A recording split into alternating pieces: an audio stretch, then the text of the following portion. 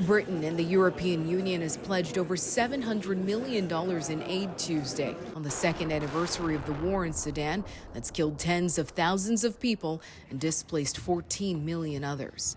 Very simply, we have got to persuade the warring parties to protect civilians, to let aid in and across the country, and to put peace first. The European Union and Britain announced the commitment at an international conference held in London, aimed to improve the coherence of the international response to the crisis, as the World Food Programme says decreasing global funding resources are complicating the hunger situation at a dire time. 2 years since the onset of the war, Sudan has now become the world's largest hunger crisis.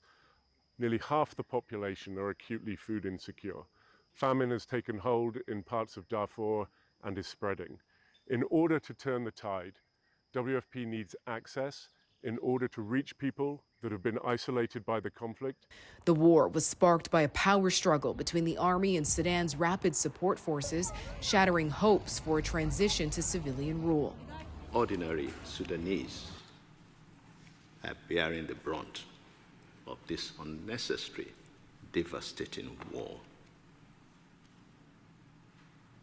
The African Union calls on all belligerents to stop this war.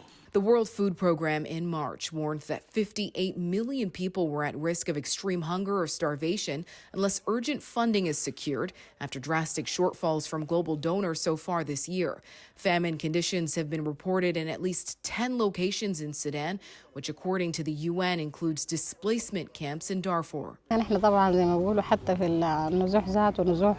one displacement camp in Port Sudan, this woman says they're in deep pain. Not only is she grappling with displacement, but also the fact that her child lost her hearing from exposure to bombing sounds. We've seen a 288% increase in demand for life-saving support following rape and sexual violence. And a UN agency warned Tuesday that rape is being used systemically as a weapon of war in Sudan, as officials say women's lives and bodies are being turned into battlegrounds in this conflict.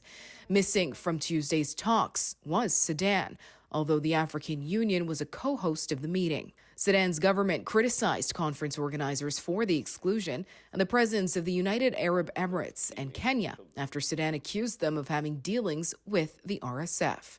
Rhianne Campbell, City News.